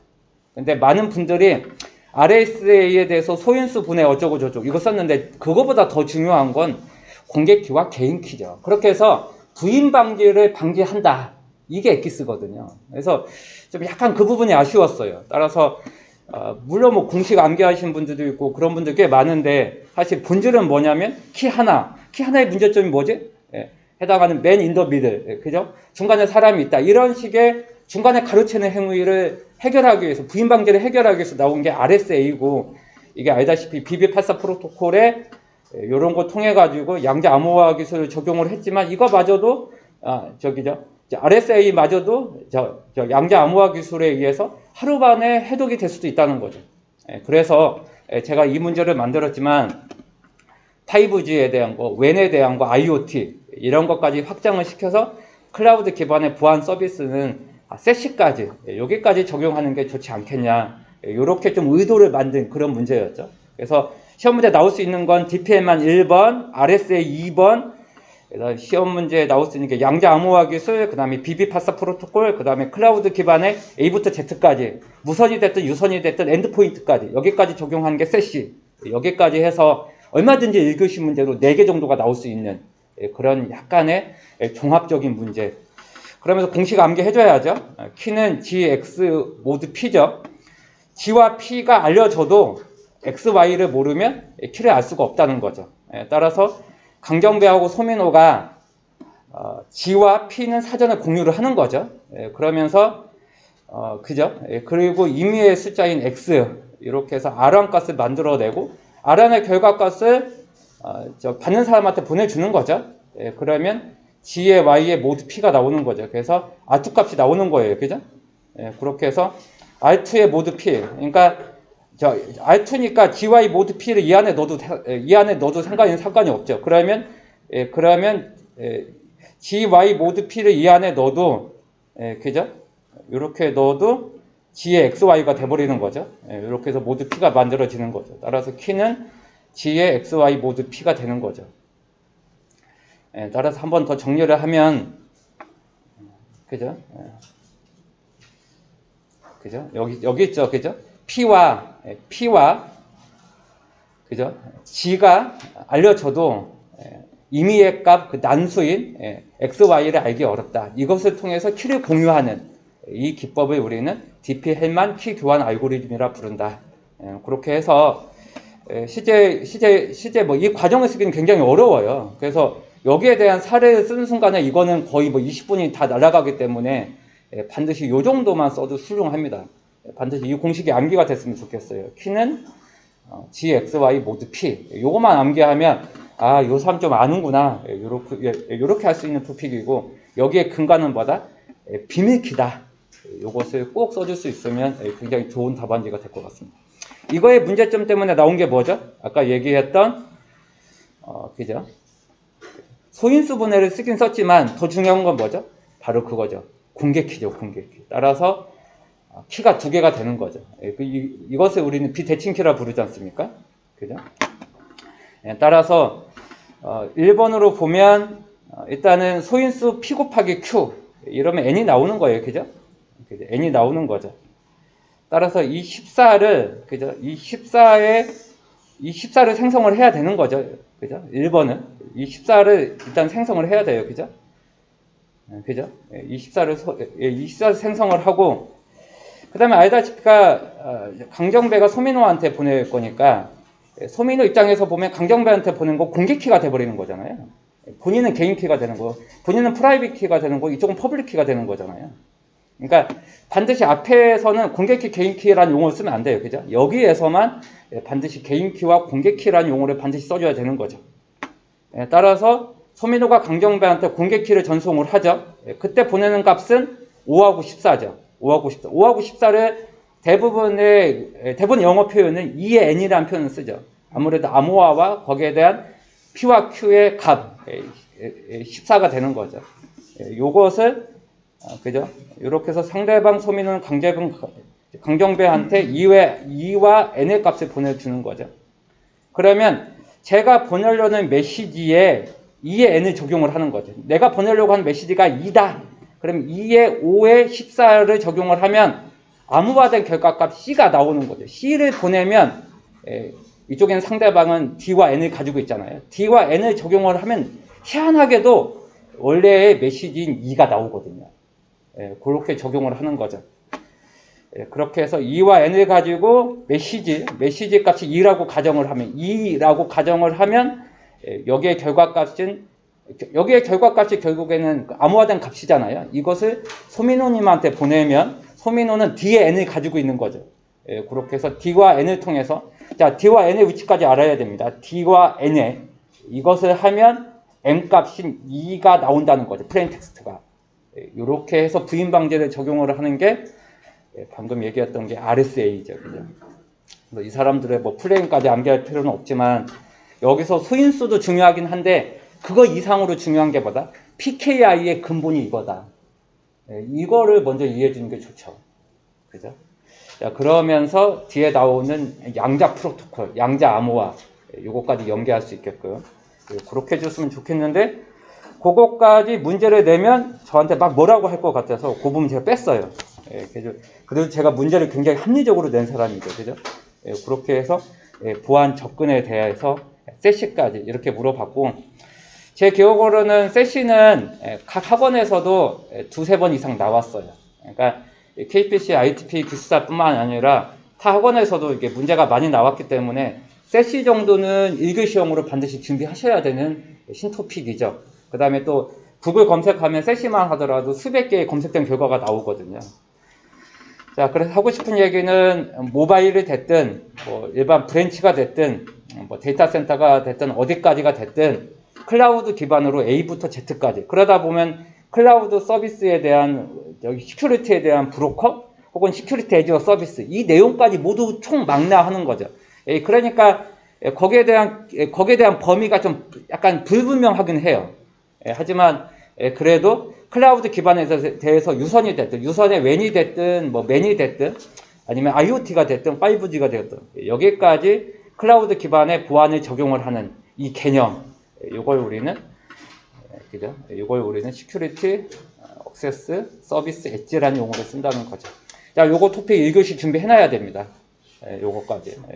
그거까지 봐주시면 되는 토픽이죠. 자, 3번으로 갈게요. 3번도 시험 문제나 모의고사에 단 한 번도 안 나온 토픽이에요. 제가 알기로는 여기 있는 EST라고 하는 용어를 제 생각은 여기 오신 분들의 아마 80% 정도가 처음 듣지 않았을까. 왜냐하면 PMP 6판에 새로 나온 개념이고 에자일에서 나온 개념이 EST거든요. 그렇게 해서 많은 분들이 약간 유추는 했어요. 왜냐하면 여기에 스케줄이 좀 나오니까 EV의 원가 중심이 아니라 일정과 납기 준수를 좀 관리하겠다. 이런 개념으로 좀 접근을 하셨는데 정확히 예측하신 거예요. 정확히 예측하셨어요. 그죠? 따라서 제가 이렇게 한번 만들어 봤어요. 프로젝트의 3대 코어가 3가지잖아요. 프로젝트에 대한 범위, 그거에 대한 일정, 그거에 대한 코스트의 합. 이것을 우리는 원가 더하기 원가의 합을 우리는 버짓이라 부르는 거니까. 그때 원가를 가지고 일정도 관리하고 범위도 관리하겠다. 그러면 이 기법을 우리는 언더밸류 매니저먼트 혹은 언더밸류 메서드 이런 용어를 쓰잖아요.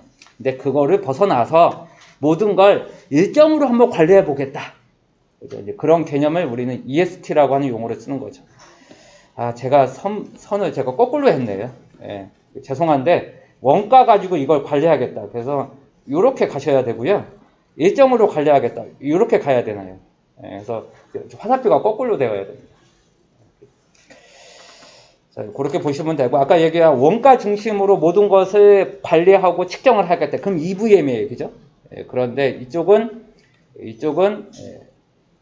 완료 시점을 보고 일정으로 무엇을 관리하겠다 이런 개념이죠. 그래서 제일 중요한 게 TV예요. TV. TV가 뭐의 약자냐면 TV가 어디 있죠? 예, 그죠. 타임 베리언스. 그러니까 시간에 대한 차이. 이 용어가 엑기스죠. 아마 대부분 처음 들었을 거예요, 이 용어를. 근데 아마 여러분들 중에서 EST를 구글 검색 한번 해보세요. 자료만 하더라도 몇만 개가 나옵니다. 얼마든지 EST 개념은요, EVN 다음으로 얼마든지 나올 수 있는 토픽이에요. 그렇게 준비했으면 좋겠고요. 자, 딱 요것만 암기하세요. TV는 시간에 대한 차이는 언더 스케줄. 여기서 보면 지금 현재 여기가 PV예요. 자, 한번 보세요. 여기가 10일까지 작업을 하기로 했고, 여기가 뭐 몇백만 원이 됐든 몇천만 원의 원가에 대한 합의 되겠죠. 그때 ES는 일단은 제가 여기가 이제 PV이긴 하고 여기가 EV잖아요. 그러니까 계획 대비 우리가 획득은 좀 약간 낮은 상태에서, 그죠? 그러니까 여기 상태를 보면, 여기 상태의 기간으로 보면, 원가의 기준으로 보면 여기까지의 일정은 끝난 거잖아요. 원래는 여기까지 하기로 했는데 오늘까지의 EV는 여기가 되는 거죠. 여기에 원가 중심의 날짜를 보면 이 기간까지의 작업은 끝난 거잖아요. 이렇게 내가 석 달짜리의 작업인데 두 달짜리까지 계획했던 이 작업은 끝났어. 그때 일정으로 보면 거기까지 끝난 날짜, 이걸 우리는 언더 스케줄이라는 표현을 쓰는 거죠. 그런데 두 달 반이 지났거든요. 사실은 두 달치의 일이 끝났지 지금 시점은 두 달 반이 지난 거죠. 그러면 실제 쓴 시간은 뭐다? 두 달 반이잖아요. 그 날짜를 우리는 뭐라 부른다? 액추얼 코스트가 아니라 액추얼 타임이라는 용어를 쓰는 거죠. 이게 바로 AT죠. 따라서 AT 빼기 ES, 그렇게 되면 마이너스가 나오면 제가 그만치의 시간이 지연된 거잖아요. 모든 건 일정이나 시간으로 따지겠다는 거죠. 그래서 나온 개념이 TV죠. 타임 베리언스. 따라서 이게 플러스면 내가 일정이 잘 간 거고, 이게 마이너스면 AT가 더 큰 거니까. 따라서 일정이 지연된 거죠. 이 개념, 그죠? 따라서 요것만 암기 부탁드릴게요. TV는 ES 빼기 AT. 이렇게 해서 플러스 마이너스 통해서 일정에 대한 차이 관리를 하겠다. 이 이론을 우리는 언더 스케줄 시어리라는 표현을 쓴다는 거죠. 맞아요. 모의고사도 한 번도 안 나왔고 지금까지 전혀 안 나왔어요. 요거 PMP 6판에 새로 들어온 개념이고요. 그다음 구글 검색하면 자료가 진짜 많거든요. 요거 1교시형이나 한 달 꼭 준비가 됐으면 정말 좋겠습니다. 그 정도로 하고, 그 다음에 굉장히 복잡하게 잘 쓰셨는데, 이제 묻는 건 두 개의 위치를 묻고 싶었어요. 어차피 알다시피 EVM은 한 2년에 한 번씩 빈출로 나오잖아요. 한 4회 기준이나 5회 기준으로 이 개념이 항상 나오잖아요. 따라서 일정이 여기까지 했는데 일정이 이렇게 늘어난 거죠. 늘어나면 거기에 대한 실제 원가는 늘어날 거예요. 그래서 BAC, 여기가 BAC죠. BAC인데 일정이 이만치 늘어난 만치 원가도 이렇게 늘어날 거잖아요. 거기에 대한 차이, 이걸 우리는 EAC라는 표현을 쓰죠. 근데 EAC가 뭐의 약자죠? Estimate at Completion이죠. 완료 시점의 예산, 그죠? 이걸 우리는 EAC라는 표현을 쓰죠. 그건 그렇고 듣고는 있어요? 듣고는 있어요? 듣고는 너무 막 조용한 것 같아서, 그죠? 이걸 우리는 EAC죠. 따라서 EAC 빼기 BAC.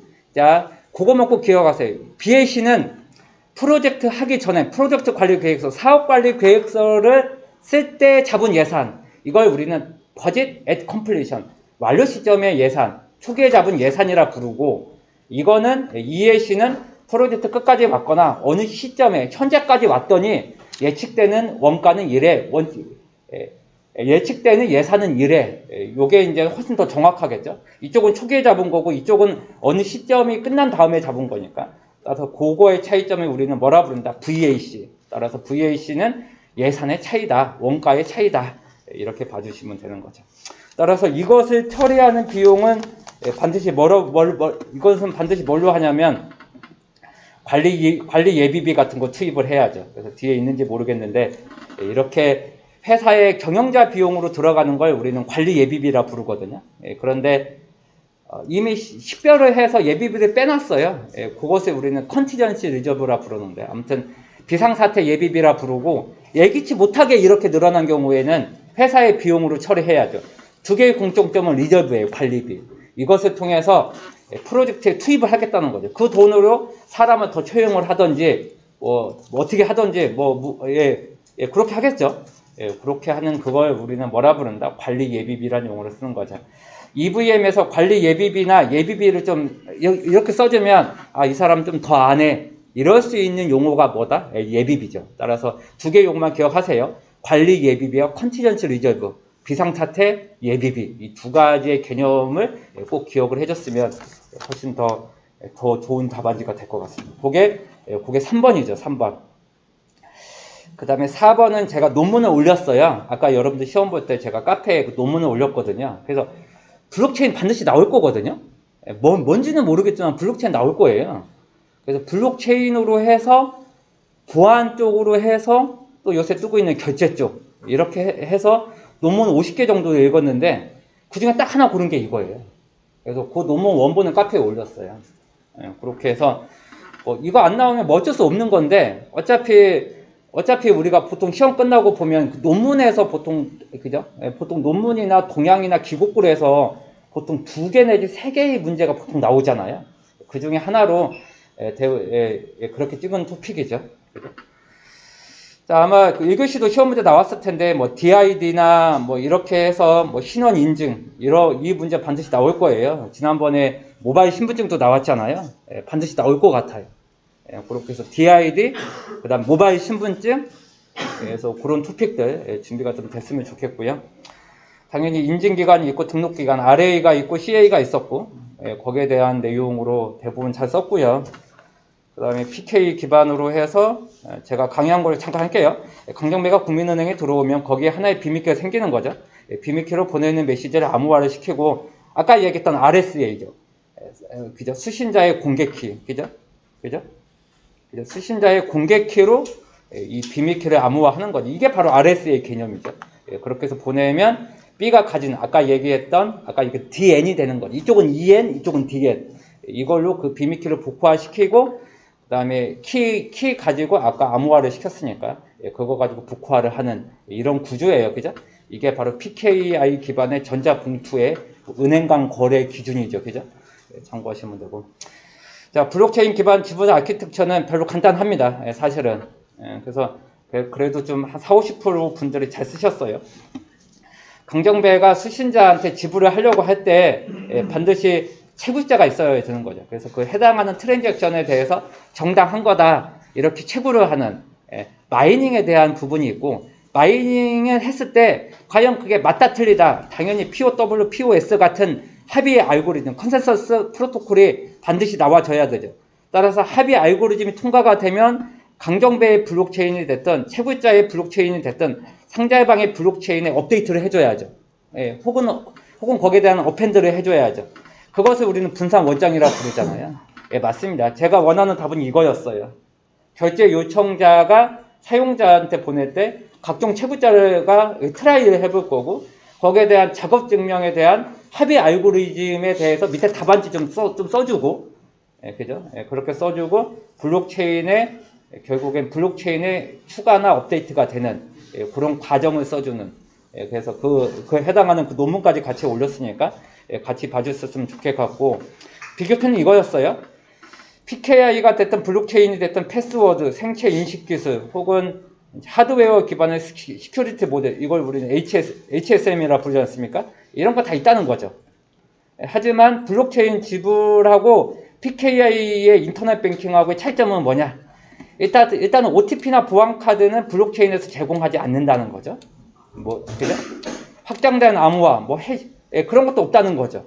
1차, 2차, 그런 게 없다는 거. 유일하게 쓰는 게 해시의 함수의 결과값만 있는 거죠.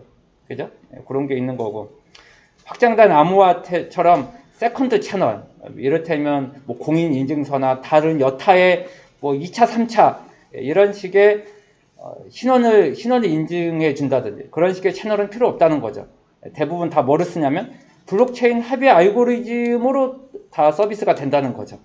그죠?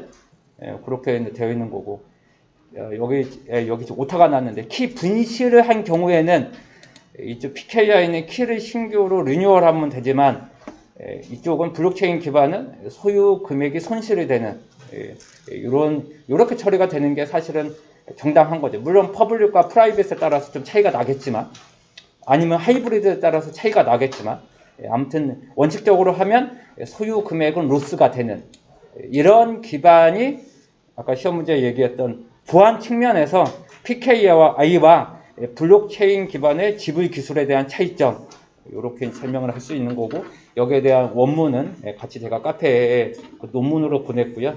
이게 바로 이 그림이죠. 이 그림을 여러분들 보기 좋게 이렇게 작업을 한 거죠. 그죠? 이렇게 한번 봐주시면 될 것 같고 합의 알고리즘도 아시고 얼마든지 1, 2급 시험 또 나올 수 있잖아요. 그러면서 한번 비단팀부터 해서 다시 한번 봐줬으면 좋을 것 같아요. 자, 문제 5번으로 갈게요. 자, DB 성능 튜닝에 대한 내용이고요. 대부분 잘 쓰셨어요. 그 다음에 뭐 다까지 잘 쓰셨고 파티션의 종류와 제가 생각하지 않은 뭐 기법까지 해시부터 해가지고 레인지까지 이 기법과 원칙까지 굉장히 추가적으로 잘 쓰셨어요. 그 다음에 그 운영하는 측면과 실제 SI 프로젝트 관점에서의 성능 튜닝 개선은 방법이 다를 것 같아요. 그런데 일반적인 데이터베이스 성능 개선의 단계를 보면 일단 3대 요소를 보면 3대 요소가 튜닝의 3대 요소는 일단은 EID 같은 모델 관점이 첫 번째고요. 두 번째는 CPU, 캐시, 메인 메모리, I/O 이런 거에 대한 DBMS 환경적인 측면이 두 번째의 튜닝 요소고요.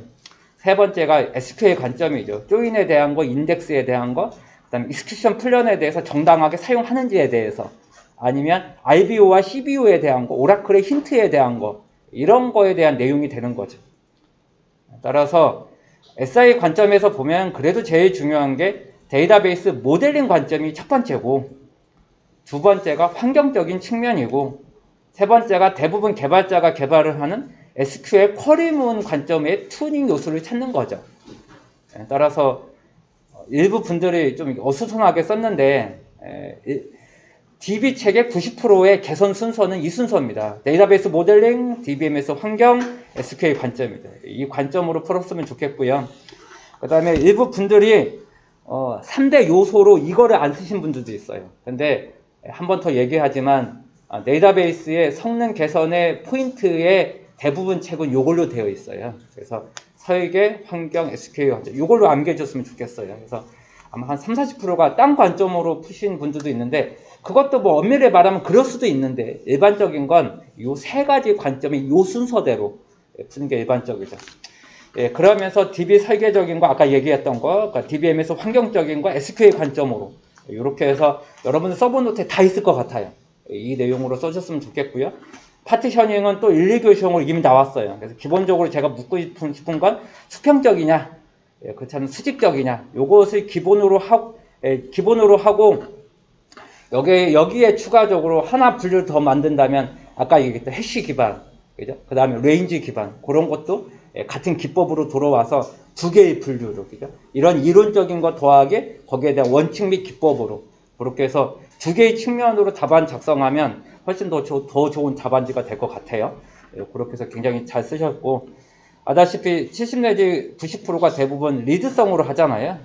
그렇게 해서 대부분 잘 쓰셨어요. 마스터 DB, 스테이징 DB, 슬리브 DB까지 이렇게 해서 거기에 대한 리플리케이션 혹은 두플리케이션 이런 기반으로 대부분 잘 쓰셨어요.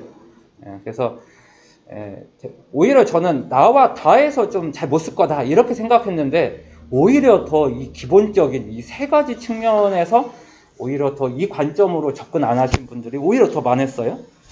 그렇게 봤으면 좋겠어요. 자, 6번으로 갈게요. 6번은 여러분들이 가장 많이 소설을 쓴 토픽인 것 같아요. 대부분 이걸 아직도 암기 안 했다는 게 저는 오히려 좀 놀라웠어요. 우리가 시행령이 있다는 건 상위법이 있거든요. 그래서 전자정보법이 있고 거기에 시행령이 있고 거기에 지침이 있는 거죠. 그래서 세 개는 저는 기본적으로 다 나올 줄 알았어요. 따라서 전자정보법의 제64조의 2항, 전자정보법 시행령의 제78조의 2항 이것에 대한 지침인 전자정보 사업을 할 때 삼성 SDS가 됐든 LG CNS의 PMO 조직에 위탁을 하는 아웃소싱을 하는 이런 규정 그죠? 그래서 요 세 개는 꼭 암기했으면 좋겠고요. 대부분 여러분들이 어디서 사기쳤냐면 여기서 많이 썼어요. 64조, 78조.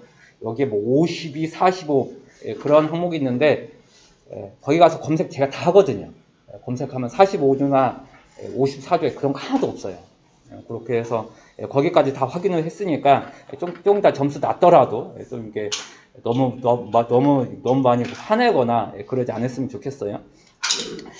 그 다음에 한 가지 아셔야 될 건 제가 이쪽에 제가 감리사도 강의하잖아요. 그래서 이 내용을 보면 여기에 금액이 하나도 없어요.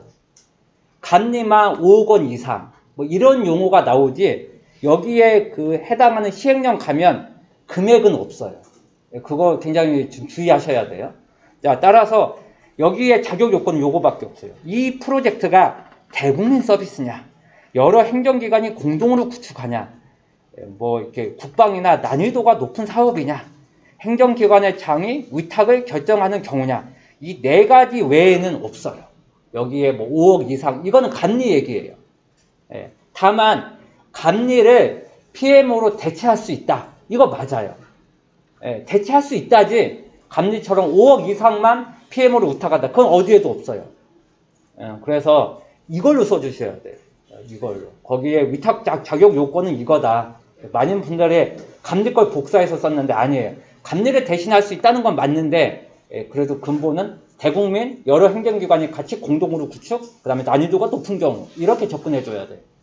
그렇게 해서 푸는 게 바로 이 답안지고, 아다시피 기업 외부에다가 맡기면 외부 PMO가 되는 거고, 그죠? 그렇게 하면 외부 PMO가 되는 거고, 그 다음에 옥션 G마켓, 팀원 같이 프로젝트가 많으면 내부에 PMO 조직을 만들잖아요. 이렇게 해서 영업 같은 부서, 그 다음에 기획 같은 부서, 그 다음 서포트하는 부서, 이런 사람들로 해서 사람을 추출해서 하나의 프로젝트 진행하잖아요. 그 PM이 할당돼서. 이렇게 하면 내부 PMO가 되는 거죠. 이런 PMO를 우리는 EPMO라는 용어를 써요. 그죠? 엔터프라이즈 프로젝트 관리 오피스. 이런 용어를 쓰니까 PMO 이꼴 뭐다? EPMO예요. 그죠? 그렇게 해서 정리해 주시면 될 것 같고, 그래서 비교표는 한번 보시면 될 것 같고, 외부는 아까도 얘기한 것처럼 위탁이 되니까 이건 일회성이다.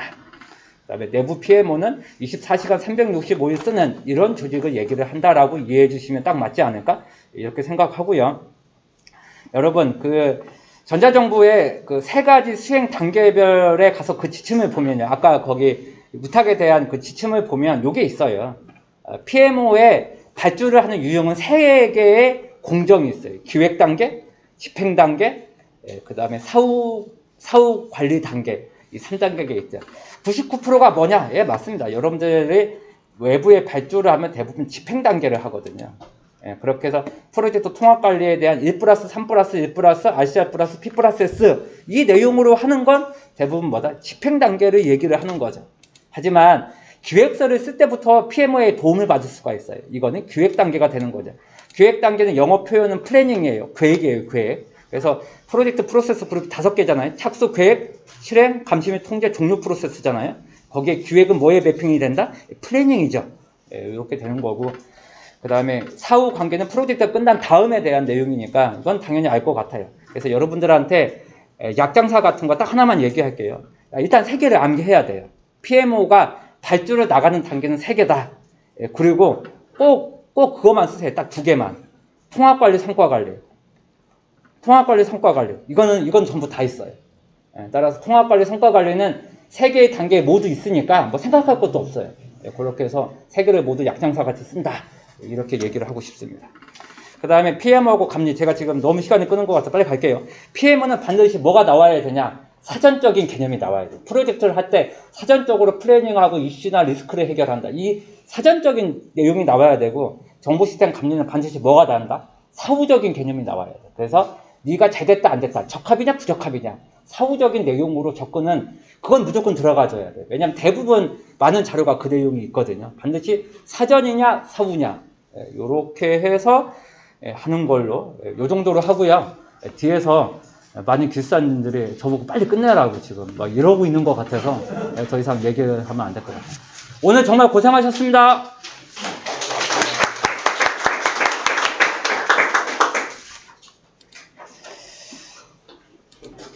네, 제가 너무 했나요? 일단은